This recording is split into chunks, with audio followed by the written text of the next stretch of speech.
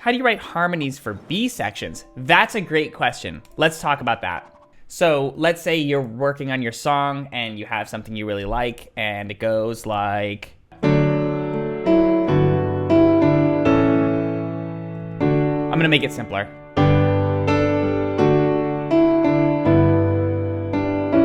Something like that, okay. Really important that your B section takes you somewhere different.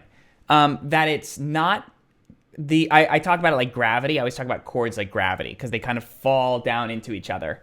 So very important that your chord gravity is not centered around the same planet, if you want to think of it like that. So we're in the key of D here, right? Okay, so you do not want your B section to be centered around D anymore. So I would look at the chords that you've used. So in this case, I pretty much just used D, G, and A with a dash of B minor in here. Okay. So pay attention to kind of the gravity of the chords right now.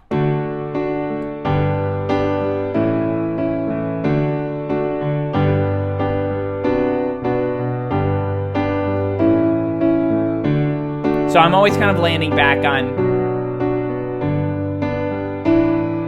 D. Okay, so we're gonna want to start somewhere else because we need to feel like it's on a journey. So let's start instead on the G.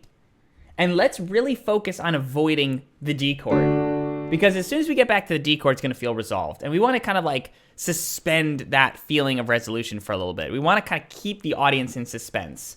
So let's start on G. Now, where else can we go other than D? Well, again, and I've talked about this, to find the chords in a key, you want to work on the scale. So determine the scale you're in. So D major, that is an F sharp and a C sharp.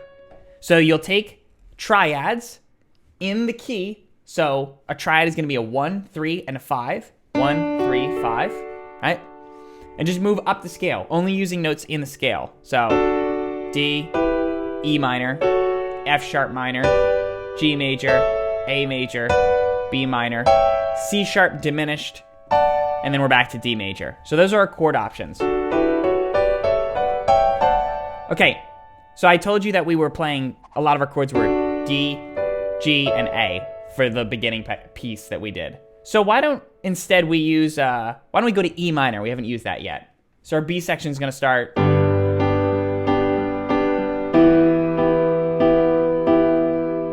Now let's do, I don't know, B minor. All right, so now you feel like this is already somewhat different than the A section, right? Because our original section was...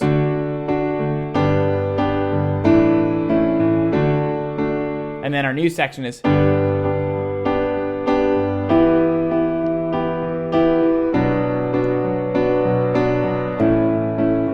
One thing I'm also doing, you'll notice, is I'm changing what's called the harmonic rhythm.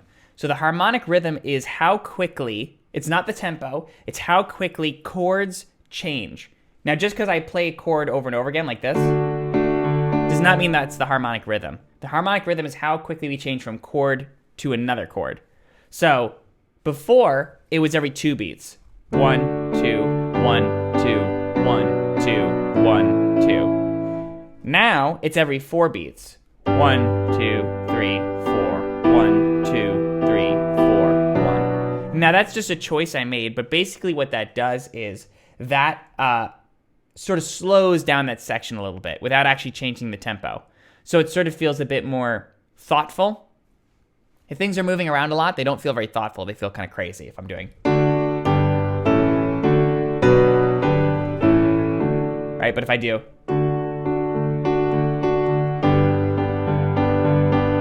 Same chord progression, but the rate of change is slower.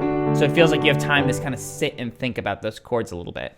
And you want the B section, in some cases, to feel a bit thoughtful, because you're going to move back to A. So let's try that all together. So A section.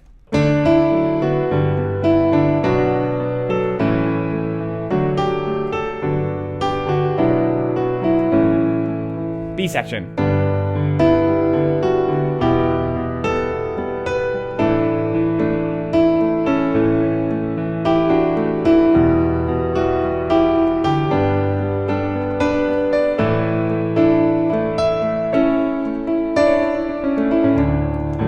So that basically, that's going to make it feel like it's something different than before. So vary up your harmonic rhythm and focus on different chord centers for that section.